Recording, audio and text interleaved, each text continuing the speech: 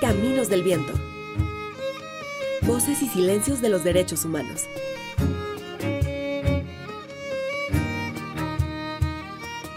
Una producción del Instituto de Derechos Humanos Ignacio Ellacuría e Ibero Radio.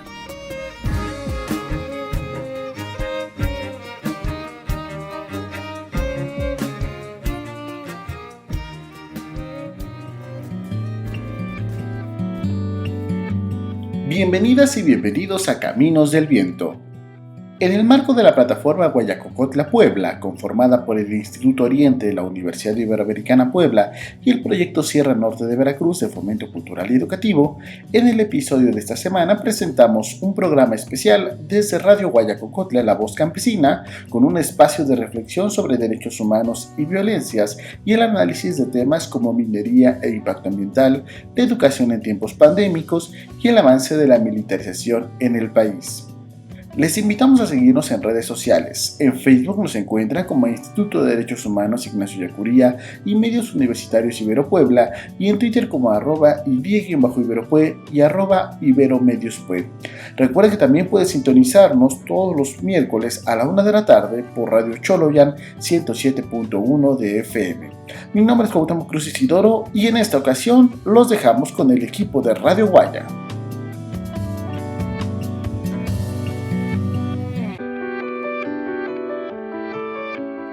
Bienvenidos y bienvenidas a este espacio de reflexión sobre derechos humanos y violencias que tendremos el día de hoy en La Voz Campesina. Pues estamos aquí dándoles la bienvenida a compañeros y compañeras de la Universidad Iberoamericana de la Ciudad de Puebla y también del Instituto Oriente de Puebla, instituciones hermanas de esta Radio Guayacocotla, y que bueno, pues el día de hoy estaremos también con nuestro compañero Alfredo, quien está en los micrófonos del otro lado de la cabina para platicar con estos compañeros que, bueno, pues también lo importante es el poder hacer este análisis acerca de este tema que es primordial en esta radio, que son los derechos humanos. Pues bienvenido, Alfredo, y los demás. Gracias, Mónica. Aquí estamos en este programa especial en La Voz Campesina. Ahorita vamos a empezar esta plática interesante. Como dijo ahorita Mónica, están compañeros y compañeras de la Universidad Iberoamericana de Puebla y también del Instituto Oriente de la Ciudad de Puebla. Bueno, pues vamos a presentarnos. Si quieren, vamos empezando. Aurora Berlanga. Alfredo, muchas gracias. Mi nombre es Aurora Berlanga y pertenezco al Centro Intercultural de Reflexión y Acción Social de la Universidad Iberoamericana Puebla. Aquí está también Roberto Rosete. Muchas gracias, Alfredo. Yo pertenezco al Instituto de Derechos Humanos Ignacio Ellacuría de la Ibero Puebla, y ahí documentamos y registramos violaciones a derechos humanos. Y aquí está también Enrique Flota, que es papá de Luis Felipe Flota, al que ustedes escuchan en Palabra al Aire y también en el programa de Nos Agarró la Noche. Gracias, Alfredo. Un saludo a ti, a todo el equipo de La Voz Campesina y a toda la gente que nos escucha en esta región que describiste y también en la ciudad de Puebla. Tú, Enrique Flota, rector del Instituto Oriente. Rector del Instituto Oriente, allí en la ciudad de Puebla. Y luego también está con nosotros Guillermo Irizar. Hola, Alfredo, buenas tardes. Un gusto estar acá. Si me lo permites también saludar a mis paisanos en la Huasteca Potosina y a un montón de amigos y amigas que tengo también en barrios de Queens y de Bronx y de Brooklyn en Nueva York. Mi nombre es Guillermo Irizar, trabajo en el Instituto de Derechos Humanos Ignacio Ellacuría de la Ibero Puebla. Y estoy como responsable de asuntos migratorios en el Instituto de Derechos Humanos Ignacio Ellacuría de la Ibero Puebla. Gracias por la invitación. Gracias, Guillermo, allá hasta el tren 7 en la Roosevelt, donde tú estuviste también, donde tanta gente de por acá anda y donde también nos están escuchando. Y tenemos finalmente a Arturo González jesuita, como yo, que está también allá en Puebla. Platícanos, Arturo. Pues buenas tardes a todos, a todas. Me da mucho gusto estar en esta radio y saludarles. Y además soy paisano de ustedes, yo soy veracruzano, soy de un pueblito del sur de Veracruz que se llama Las Choapas, Veracruz. Las Choapas, no, pues Las Choapas, pues está todo dicho, claro. Y bueno, trabajo también en el Instituto de Derechos Humanos, ahí con dos temas que acompañamos, el tema de defensa de tierra y territorio y el tema de acompañar a mamás y colectivos de desaparecidos en Puebla. Pues aquí estamos con ellos en este programa especial porque nosotros aquí de repente nos sentimos un poco orillados en esta sierra del norte de Veracruz, los municipios de Tezcatepec, Zacualpan, Sontecomatlán, Benito Juárez, Guayacocotla, y nos interesa saber qué es lo que están pensando la gente de las ciudades y sobre todo en el caso de ustedes, pues la Universidad Iberoamericana y también allí en el colegio que se llama el Instituto Oriente, una escuela que va hasta la preparatoria. Entonces eso es importante que nosotros también conozcamos las opiniones que nos vienen de allá para ir iluminando también nuestro camino y apoyándonos unos a otros, tanto en la ciudad como en el campo. Pero en primer lugar queremos empezar platicando de lo que hacemos, de por qué estamos aquí juntos, por qué llegaron de estos lugares, y para encontrarnos con ellos, nosotros queremos decirle que con estas instituciones hemos tenido ya bastante relación, mucha relación, sobre todo para todo el arreglo del internet, de las computadoras y todo eso desde hace más de 10 años, y por eso la página, ustedes lo saben, la página de aquí de la Radio Guaya, la página de internet se llama radioguaya.iberopuebla, o sea, se refiere a esta universidad de donde vienen nuestros invitados, y ese es el nombre de nuestra página desde entonces, por el servicio que nos dan de ayudarnos para que salga en el internet, y también ahí se puede escuchar directamente. Bueno, pues pero platícanos entonces en qué pasos vamos de esta relación, Arturo González. Pues platicar un poquito respecto de por qué estamos aquí, que es la plataforma Guaya Puebla, y concretamente de estas tres obras, que es el Instituto Oriente, la Ibero Puebla y Radio Guaya. Tres obras de los jesuitas que están en esta región de Veracruz, de Puebla, y que abarca también Hidalgo, realidades de Hidalgo, pero lo que pretendemos es pues hacer un trabajo de acompañarnos como obras, atendiendo realidades y problemáticas que son comunes a nuestras regiones, y a partir de esta relación que llevamos, pues hemos definido cuatro surcos de trabajo. El primer surco de trabajo que le hemos nombrado tiene que ver con la defensa de la tierra y el territorio. El segundo surco tiene que ver con las violencias y los derechos humanos. El tercer surco tiene que ver con los diferentes tipos de migraciones o movilidades humanas. El cuarto surco tiene que ver con el fortalecimiento de actores y organizaciones de la sociedad civil. El quinto tiene que ver con la problemática de la pandemia, todo lo que nos ha afectado durante estos más de 15 meses que llevamos de pandemia, cómo respondemos a eso. Y el último tiene que ver el último eje de trabajo o surco tiene que ver cómo compartimos las experiencias que tenemos, los aprendizajes que tenemos entre organizaciones. Por eso estamos acá, hemos venido un poco a reflexionar sobre estos temas. Pues pues esto es una plataforma para poderse relacionar unos con otros. En estos tiempos de COVID, en que tanto extrañamos por la dificultad, tanto nos extrañamos unos a otros por la dificultad de encontrarnos. Ahorita apenas estamos volviendo a encontrarnos, con la sana distancia y con los tapabocas hasta donde se puede, con los cubrebocas, como le dicen, pero también con una necesidad de seguir vinculado. ¿Cómo ves, Aurora Berlanga, esta relación? Parece unas instituciones grandes allá en la ciudad y estos lugares apartados de la Sierra del Norte de Veracruz, como lo es también la Sierra del Norte de Puebla. Pues Alfredo, vemos unos lugares grandes, enormes en contenido, en cultura, en calidad, en cantidad de aprendizajes que nos pueden brindar, y sobre todo a los jóvenes estudiantes que tienen una experiencia de formación tan trascendente como es el servicio social.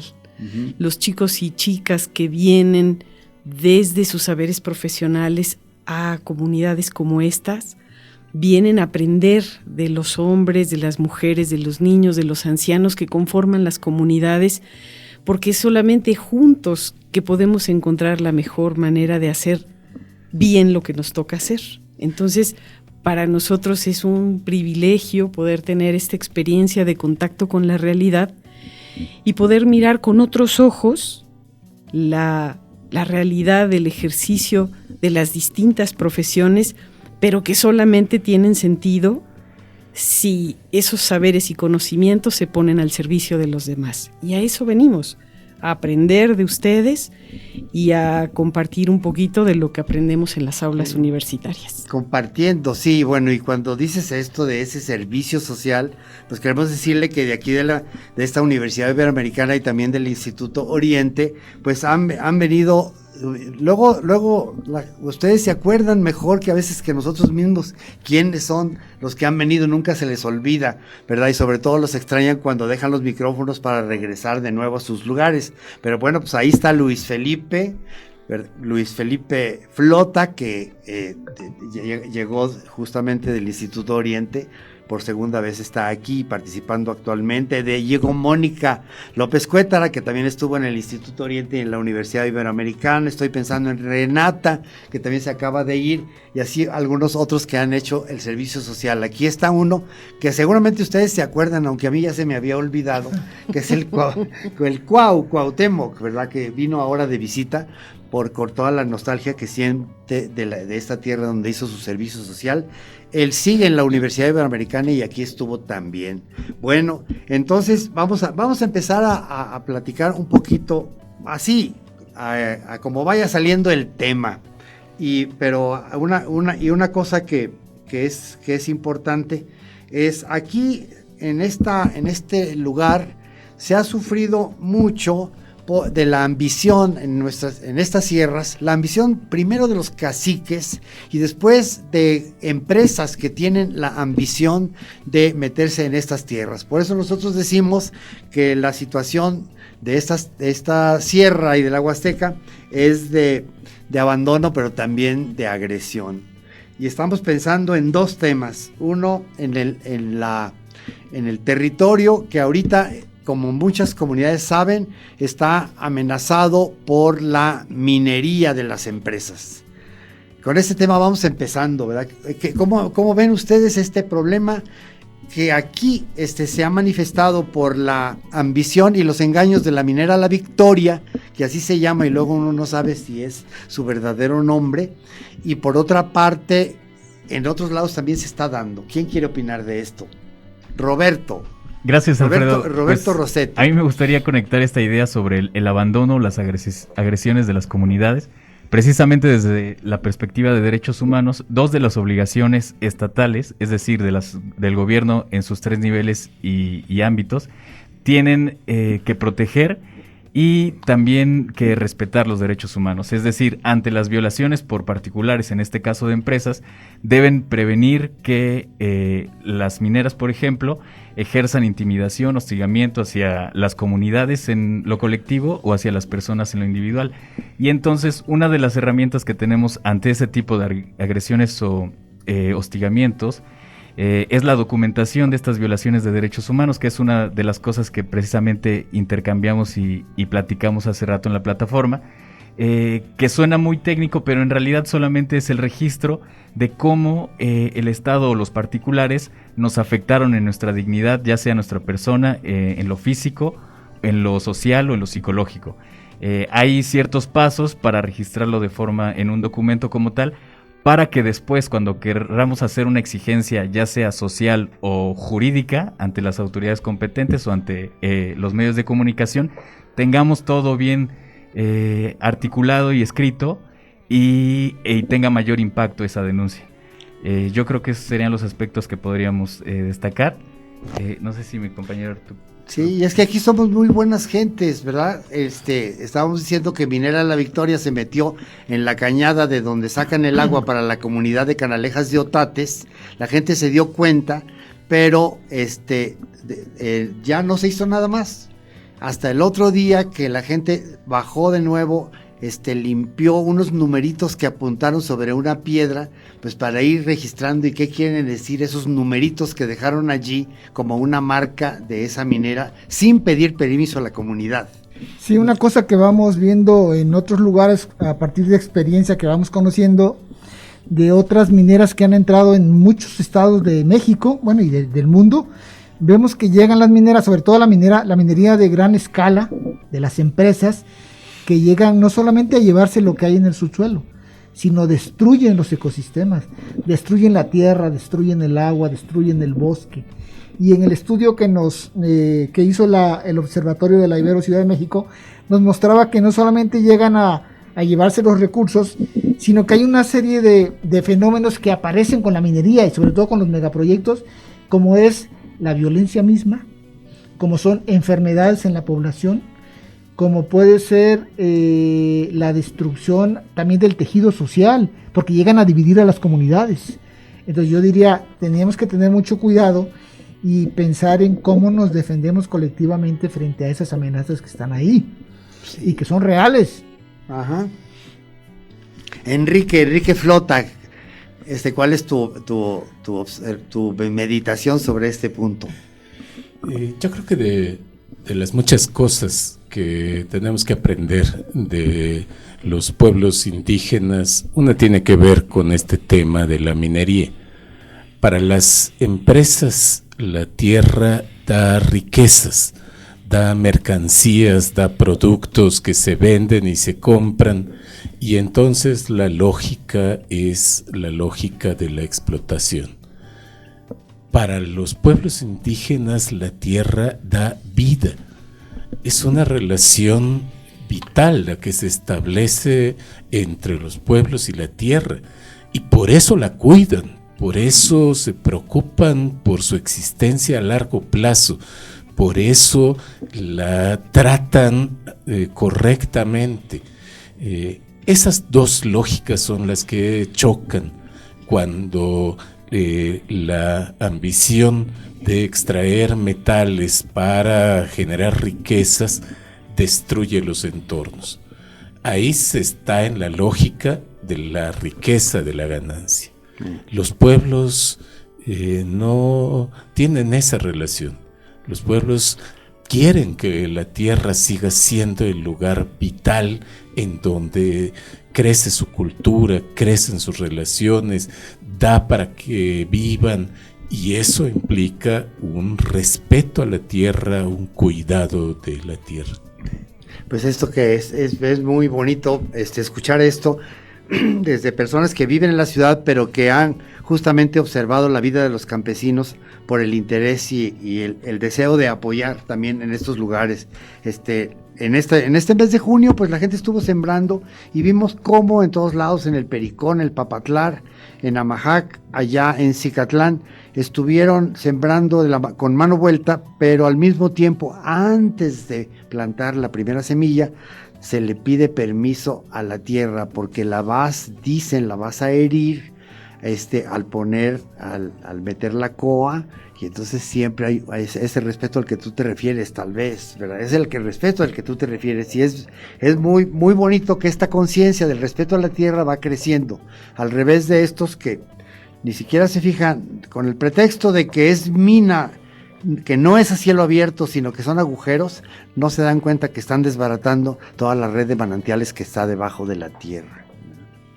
Bueno, pues este es el tema, pues, con el que también la Universidad Iberoamericana y el Instituto Oriente de Puebla están apoyando aquí este lugar justamente para documentar, para ver las trampas de la minera Victoria, de la minera Hochschild, que son los concesionarios de por aquí, y para que esta lucha siga. Que además, Alfredo, hay que decir que no es un problema de esta región. Es un problema nacional, es un problema que debería unir en una misma causa a los pueblos de nuestro país en la defensa de la tierra. Esto mismo lo vemos en el estado de Puebla, en donde hay una gran presión para extraer riquezas a costa de acabar con los recursos como el agua, los bosques,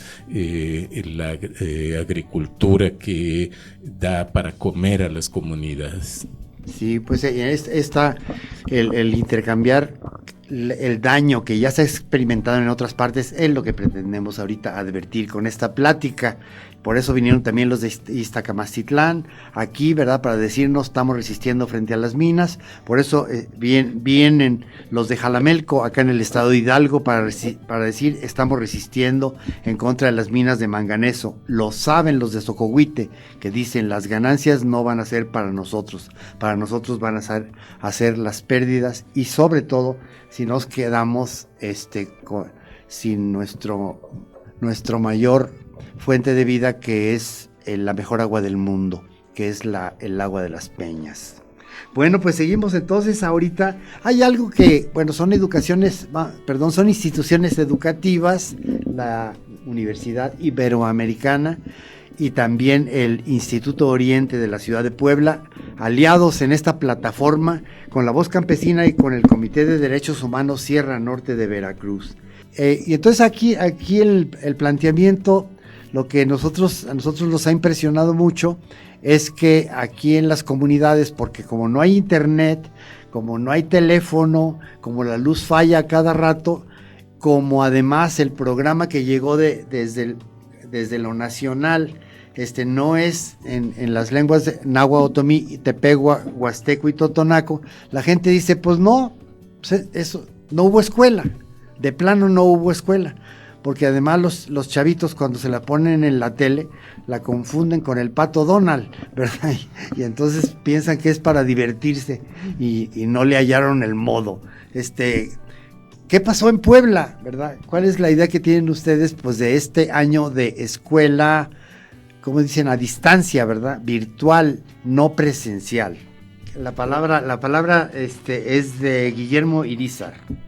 Gracias, Alfredo. Pues a nivel de la educación, vamos a decir, universitaria, de formación educativa que nos toca desde la Ibero Puebla, ha sido un año muy complicado porque en algún momento asumimos, en el peor momento de la pandemia, que las tecnologías nos iban a funcionar muy bien o más o menos bien, ante esta imposibilidad de tomar las clases como se hacía antes, pero la verdad es que ha sido un reto muy importante, tanto del lado de los estudiantes, de las y los estudiantes, como del lado de las y los docentes. Hemos tenido que aprender, reaprender y desaprender, capacitarnos en el uso de las tecnologías, en hacer los tiempos más, ajustar nuestros tiempos. Estar muchas horas frente a una pantalla es muy muy cansado, y entonces hemos tenido que reinventar en la manera en que nos acercamos a través de las pantallas o sin pantallas, con la pura voz, con nuestros estudiantes. Pero digamos, esto es un ejemplo muy reducido de lo que pasa en la educación a nivel nacional. Este es un ejemplo de una universidad privada en Puebla que incluso hemos encontrado retos importantes en que también a nuestros estudiantes se les va el internet, a los mismos docentes se nos iba el internet, sí. Se nos iba la luz también, y entonces pues yo creo que ha sido un año muy difícil, pero que hemos aprendido, hemos resistido y estamos siguiendo un rediseño y un reaprendizaje pues con lo que tenemos, pero no ha sido fácil, y mi experiencia como docente ha sido dura, pero al mismo tiempo he podido conocer de otra manera a mis estudiantes y compartir nuevas formas de aprender. Por una parte ha sido, como dices, nuevas formas de aprender, y por otra parte en medio de muchos retos, muchas dificultades. Pero ¿qué pasó en la primaria en el Instituto Oriente? Fue todo un reto poder mantener la atención de los alumnos en un sistema que tuvo que armarse sobre la marcha, sin previsión ni posibilidad de planear, sino repentinamente, como fue la expansión de la pandemia. El caso extremo es de los niños que les tocó cursar el primer año de preescolar. A los 3 años de edad empiezan su vida académica y no conocen un salón de clases, no conocen la entrada a una escuela, no conocen personalmente a una maestra o un maestro. Es una experiencia que los va a marcar toda su vida. Esto en preescolar, pero la dificultad es igual en toda la primaria. Eso es lo que enfrentaron las comunidades también, porque el aprendizaje no es solo recibir conocimientos, sino es una interrelación con los compañeros del aula y con los profesores y las profesoras. Eso es vital para el aprendizaje y eso no se consigue a través de programas grabados en la televisión. Eso es el reto mayor ahora. ¿Cómo vamos a rescatar desde dónde recibimos conocimientos? Desde una socialización, desde la relación con los otros y las otras, o a través de mecanismos tecnológicos fríos, sin corazón, sin alma. No es lo mismo. Vamos a tener que recuperar en esa ruta el camino perdido de los conocimientos, pero sobre todo el camino perdido para el crecimiento espiritual de los alumnos. Sí, la parte esta de la socialización y de estar juntos es algo que es insustituible, estás diciendo, ¿verdad? El Osmel de la comunidad del Tomate, como igual no conoció el aula, dijo, ya me cansé, mejor me voy a cortar manzanas a Washington, ¿verdad? Y se salió de la universidad. Seguimos en este espacio de reflexión junto con académicos del Instituto Oriente de Puebla, de la Universidad Iberoamericana de la Ciudad de Puebla también, y bueno, pues también acompañados por nuestro compañero Alfredo Cepeda, que bueno, pues ahí está juntos reflexionando en torno a diferentes temas relacionados con los derechos humanos. Y bueno, pues los invitamos a que sigan con nosotros aquí en La Voz Campesina. Seguimos contigo, Alfredo. Muchas gracias, Mónica. Aquí estamos pues en este programa especial en La Voz Campesina, Radio Guayacocotla. Vamos a ahorita seguir platicando sobre este tema del COVID que pues ha llenado todo, prácticamente un mes y medio. Cuando empezó decían que iban a ser 15 días, pero se fue alargando y alargando. Recordemos cuando decían que en agosto del año pasado iban a empezar las clases, y bueno, pues ahorita ya viene agosto del siguiente año y todavía no. Es algo que ha sido muy muy fuerte, que ha golpeado a diferentes niveles. Estábamos hablando de la escuela, de la universidad y también a los chavos, a los niños de primaria, y lo importante que es que la escuela no solamente es recibir conocimientos mecánicamente, sino que se reciben en convivencia, se reciben en colectivo, ¿verdad? Tal vez aquí en las comunidades hay una cierta ventaja porque las comunidades son como un patio y parte de ese patio es la escuela, entonces allí más o menos se la van llevando los chavos, porque en lugares en donde no les queda la escuela más allá de 3 minutos, pero no es lo mismo que aquí en Guayacocotla, que es ya como una ciudad y donde los niños se dejaron simplemente de ver. Pero también en la casa, ¿qué pasó en la casa, Guillermo Irizar? Bueno, pues en la casa de estudiantes, de docentes, no era fácil aprender, no era fácil conectarse, hacer la tarea o cumplir pues con las actividades que pedían en las clases, porque sabemos que esta es una pandemia inédita en cuanto a pues lo que dijiste, la duración. O sea, nos fuimos de la oficina pensando que íbamos a regresar y al final tuvimos que regresar, pero para sacar nuestras cosas y seguir trabajando en casa.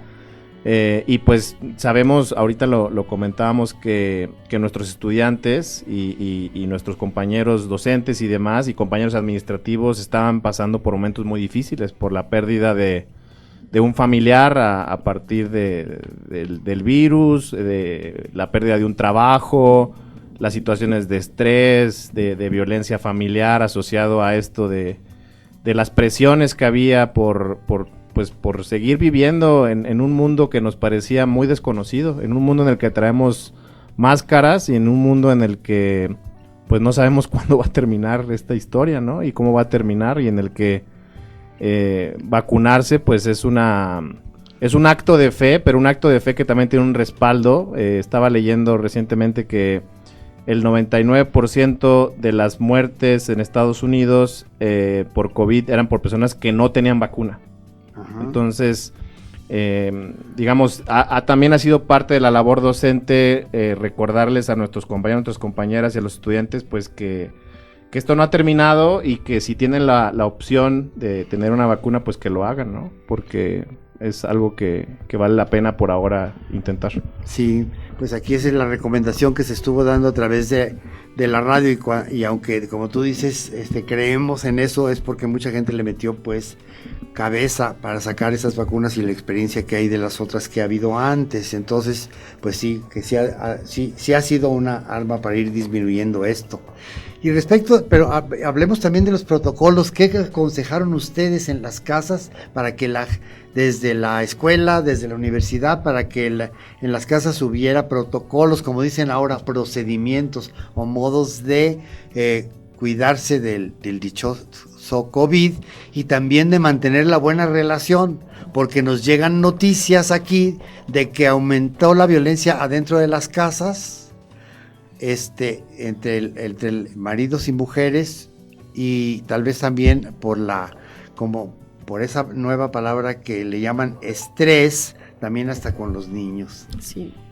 Bueno, Aurora Berlanga. Solo quisiera abonar a lo que decía Memo, que la pandemia nos llevó a resignificar también nuestros espacios, y de ahí también un reconocimiento grande a los profesores, que muchas veces, sin saber del uso de ciertas plataformas, sin que los contenidos de sus cursos hubieran estado pensados o concebidos para que se dieran en línea, hubo que encontrar otras razones y otros motivos para que no se convirtiera en una sola acumulación de contenidos, sino en experiencias de aprendizaje que fueran significativas. En el marco de esto que has comentado muy bien, del estrés, de no saber manejar las plataformas o de no tener las herramientas para hacer una transmisión correcta, o que no estaba preparada la sala de tu casa o tu recámara para desde ahí impartir la clase, y sin embargo hacerlo con la misma pasión y la misma voluntad, como si estuvieras frente a frente con tus estudiantes. Pero bueno, en medio de eso, claro que están otras problemáticas, otras realidades, la violencia de los esposos con las esposas, o de las mismas mamás con los hijos, por la presión de tener que de responder a todas las actividades que hacemos todos los días, y aparte al trabajo que ahora estaba metido en casa. Pero bueno, creo que vamos más o menos aprendiendo a vivir con esta nueva realidad. Pues ¿cómo les fue a ustedes aquí en Guayacocotla con esto que está diciendo Aurora Berlanga? ¿A poco no, verdad? Como dice, porque seguro, pues sí, todo eso es lo que se causa, ¿verdad? Antes estaban acostumbrados a ver la tele varios, y ahora tenía que ser uno por uno. En las casas de un solo cuarto o de dos, allá en Chila Enríquez, era imposible que hubiera clase porque todo el mundo estaba entrando y saliendo, ¿verdad? Del cuarto de allí, de la casa de las casas de los ñujú, de los otomíes de Chila Enríquez. Pues esas son las reflexiones que nos van saliendo de una cosa de un fenómeno de esta pandemia que tanto platicamos, que no solamente se dio en esta sierra, sino también en Puebla, pero en todo el mundo, en todas las naciones. Vamos a seguir entonces con otra plática de esto mismo. Querías añadir algo, pero aquí Roberto Rosete tiene una palabra más. Muchas gracias. Aumentar esto sobre la violencia en el hogar. Muchas veces no sabemos qué hacer cuando vivimos o sabemos de alguien que vive violencia en su hogar, ya sea una mujer o niño o niña, quienes son las personas más vulnerables dentro del hogar. Y una de las consejos más usuales que se dan es la vía institucional, como solicitar una orden de protección frente a las autoridades para que se separe del domicilio al agresor, por ejemplo, ir a un refugio también, pero muchas veces antes de las medidas institucionales y muchas veces por la lejanía o la falta de acceso a la justicia, también se podrían iniciar procesos familiares, comunitarios o sociales. Por ejemplo, las redes de apoyo entre mujeres y familiares es muy importante. Saber que ante un evento de agresiones se puede ir a otra casa de un familiar para alejarse del agresor o viceversa. Y seguramente con esta pandemia se fueron desdibujando las vías de denuncia o exigibilidad. Por ejemplo, antes los niños, niñas y adolescentes podían en el salón de clase decirle a la maestra si estaban viviendo algún tipo de abuso o maltrato. Ahora se han reducido esas posibilidades, sin embargo habría que buscar y solicitar el apoyo familiar, social o institucional correspondiente. Sí, pues esto es tal vez esto es una cosa de la que se habla poco, ¿verdad? Pero es como a veces dicen las muchachas en las comunidades, somos banda, ¿verdad? O sea, porque andamos juntas, ¿verdad? Y nos apoyamos y nos protegemos unos a otros. Aquí nosotros sabemos que en estas sierras, afortunadamente, no es un lugar en que el feminicidio se haya convertido en una terrible amenaza y no solamente de la paz familiar, sino social. Pero de todas maneras las violencias cotidianas también aumentaron y ustedes lo saben, ¿verdad? Mujeres de las comunidades aquí de la Sierra y de la Huasteca, que eso ha pasado. Pero es importante ayudarse unos a otros. Exacto. Cuando a veces las instancias son totalmente incapaces. Les quiero decir que pues aquí en Guayacotla no hay como le llaman refugios como los que han instalado en algunos lados y la Fiscalía Especial está hasta Tantoyuca, que está a 3 horas de aquí, o sea, igual de lejos que Puebla, ¿verdad? Hasta allá queda la Fiscalía de Defensa de las Mujeres, pero a veces tanto tardan en esta vía institucional que tú ahorita estás diciendo, también hay vías sociales. Sí. De ayuda mutua entre la gente, que a veces se la pasan checando con el psicólogo 6 meses hasta que finalmente se hace la denuncia, ¿verdad? Bueno, pues entonces sobre eso vamos, no sé si en este tema lo estamos viendo, sobre todo quería completar una opinión, Enrique Flota. Sí, yo creo que una cosa importante que me parece que ustedes aquí en Radio Guaya hacen muy bien es evitar que se normalice esa situación. Ahora, dentro de las nuevas palabras que se usan por la pandemia, está hablar de la nueva normalidad. Uh-huh. Esa nueva normalidad quiere decir que nos tenemos que acostumbrar a situaciones, a circunstancias que antes no eran cotidianas, no las vivíamos.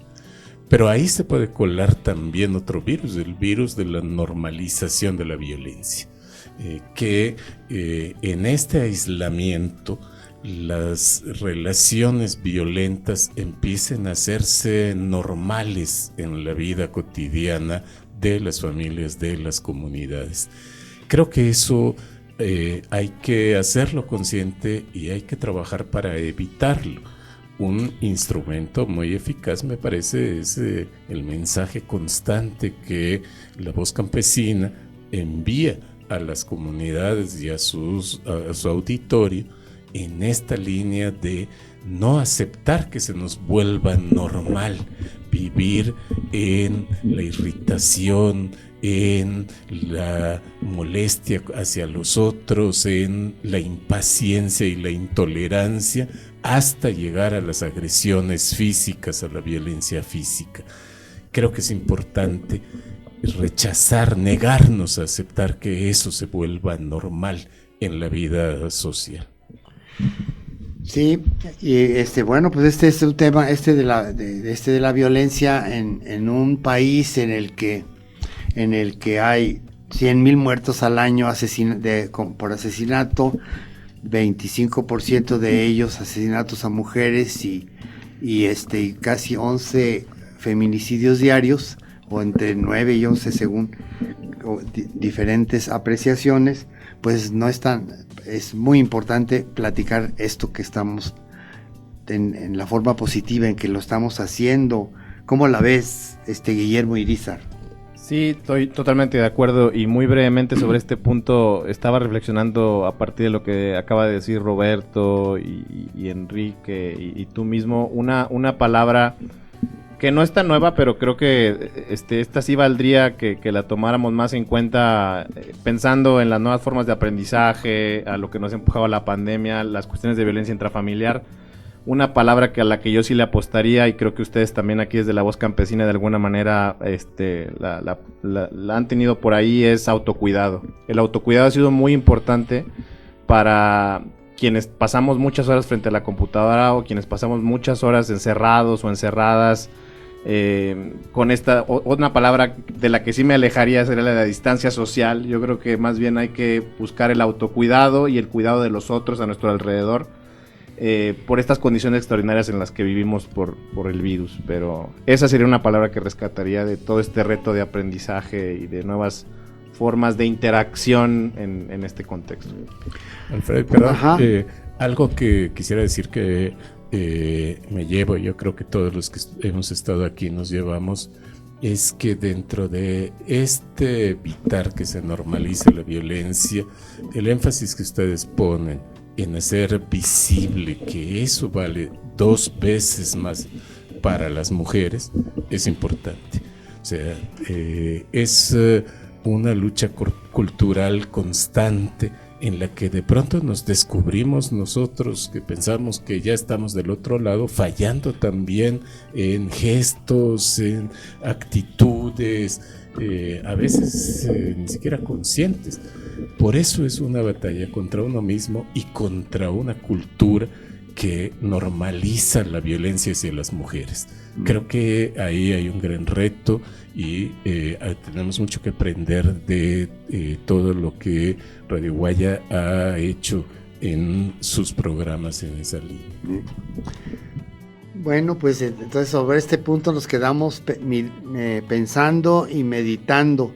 De repente, pues se me viene también, estamos hablando de la labor de unos con otros, del autocuidado, de todos los que empezamos a tener que modificar actitudes, inclusive, a veces inconscientes, dice que nos llevan pues a exacerbar los momentos de violencia verbal, ¿verdad? O que aparentemente no es directamente dañina, le llaman también a veces violencia psicológica, ¿verdad? Pero los Hurón Wendat, los indígenas de Canadá, dicen que la palabra es una medicina muy poderosa, puede curar o quitar la vida. Entonces, sobre esos pensamientos de los pueblos vamos también, pero luego el Estado, ¿qué? Antes no había Secretaría de Seguridad Pública, ahora hay una Secretaría de Seguridad Pública y se supone que el Estado pues es el responsable de mantener esta seguridad que finalmente debería traducirse en algo más amplio, que es la paz social a todos los niveles, desde la familia hasta las calles y toda la sociedad.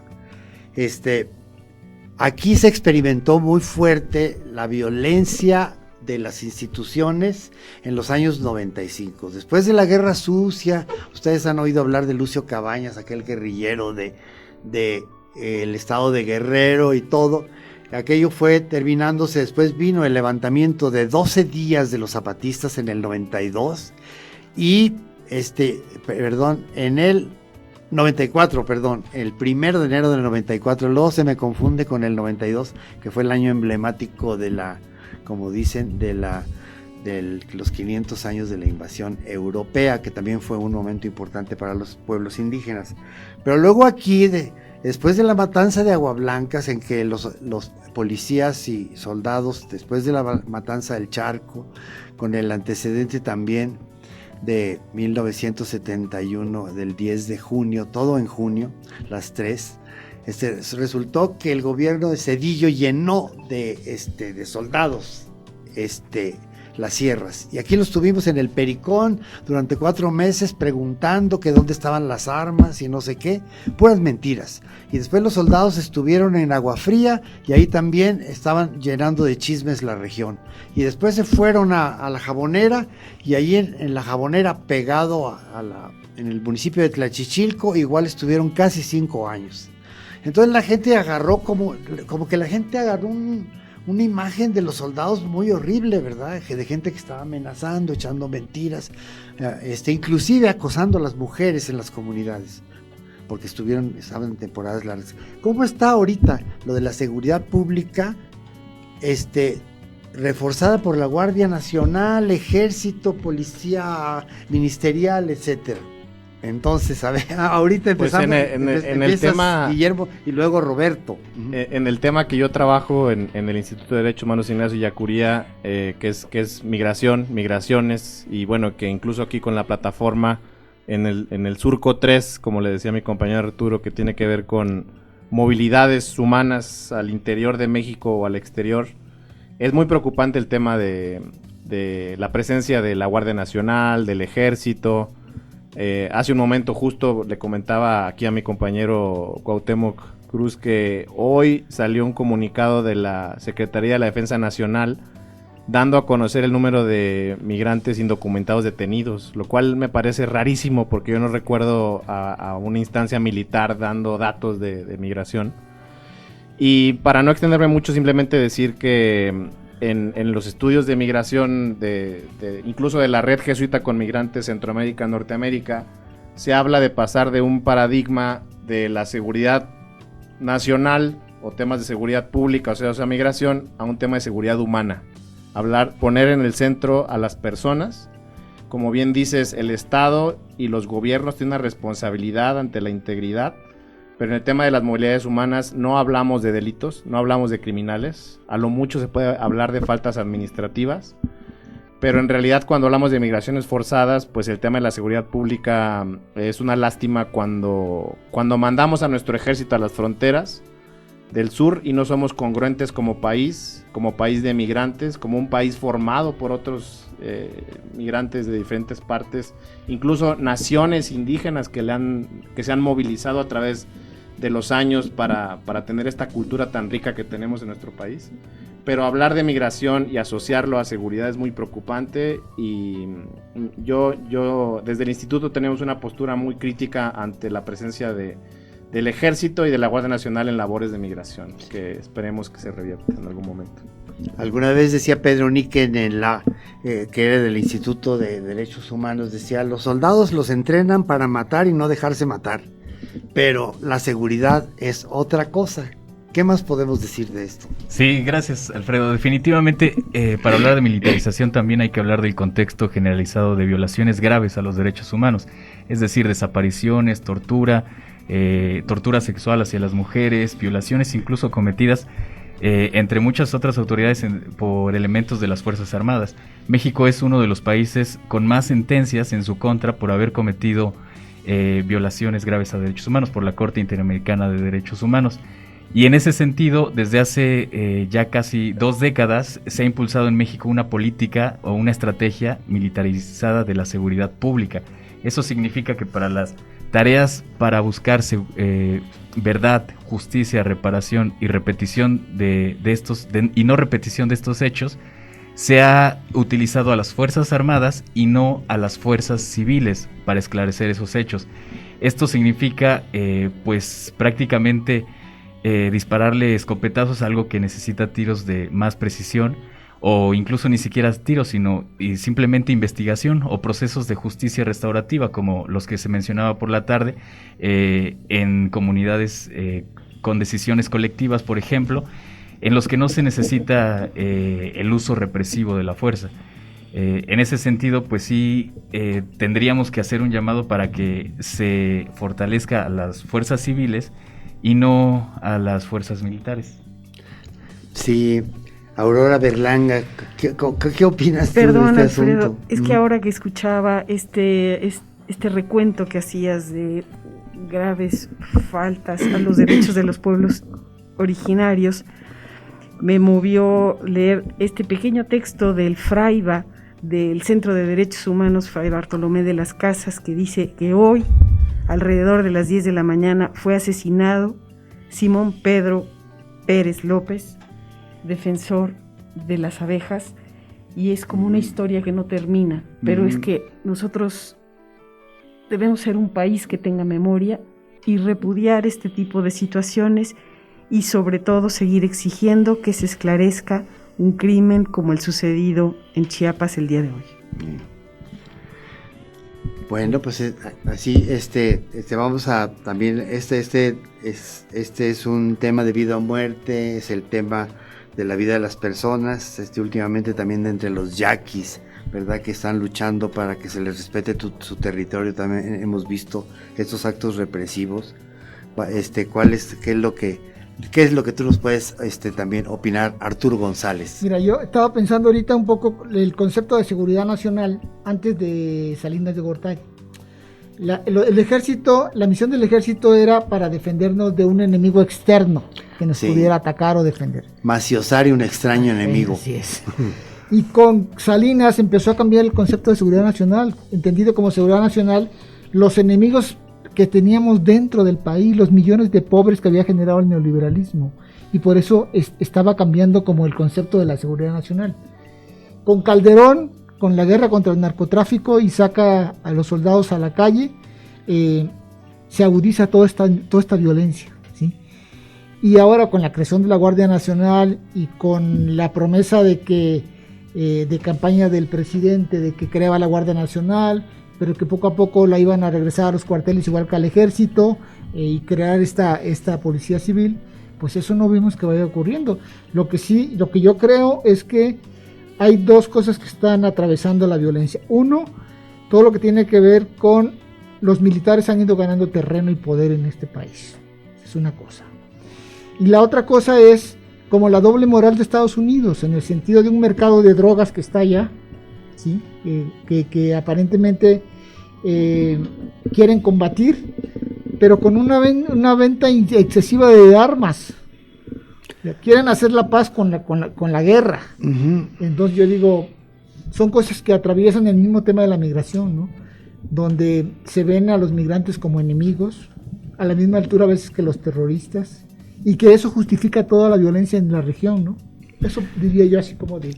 Sí, pues es importante esto que estamos platicando, porque justamente pues son las fuerzas para proteger al pueblo, ¿verdad? Cómo están actuando. Aquí en Veracruz sabemos que se creó la ¿cómo se llama? La fuerza civil le llaman, pero es más militar que civil, ciertamente, y no vemos ninguna diferencia con la policía estatal ni con otras fuerzas como el Ejército y la Guardia Nacional. Pues muchas gracias Aurora Berlanga, muchas gracias Guillermo Irizar, gracias Roberto Rosete, Arturo González y Enrique Flota, rector del Instituto Oriente, que estuvieron aquí en este programa especial. Y esto que acabas de decir, Aurora, pues es lo que nos mueve, juntarnos para mirar hacia abajo, ¿verdad? Hacia la realidad de campesina, hacia la realidad indígena, y ustedes en Puebla, nosotros aquí, cada quien haciendo nuestro pedacito, pero al mismo tiempo vinculándonos y apoyándonos mutuamente. Eso es, y les agradecemos mucho por este programa especial que se nos fue rapidísimo, y saludos a todas las comunidades desde La Voz Campesina.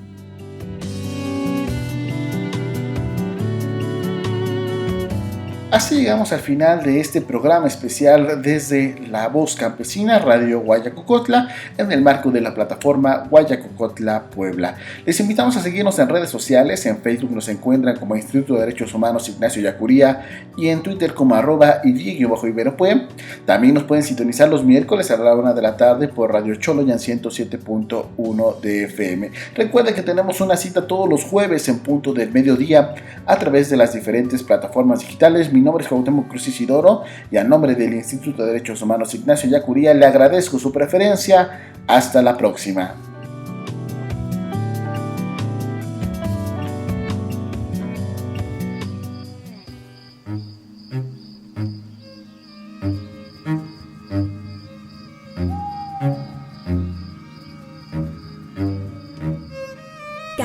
del Viento.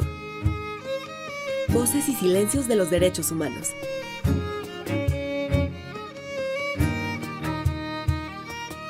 Una producción del Instituto de Derechos Humanos Ignacio Ellacuría e Ibero Radio. Escucha nuestro siguiente podcast de Caminos del Viento.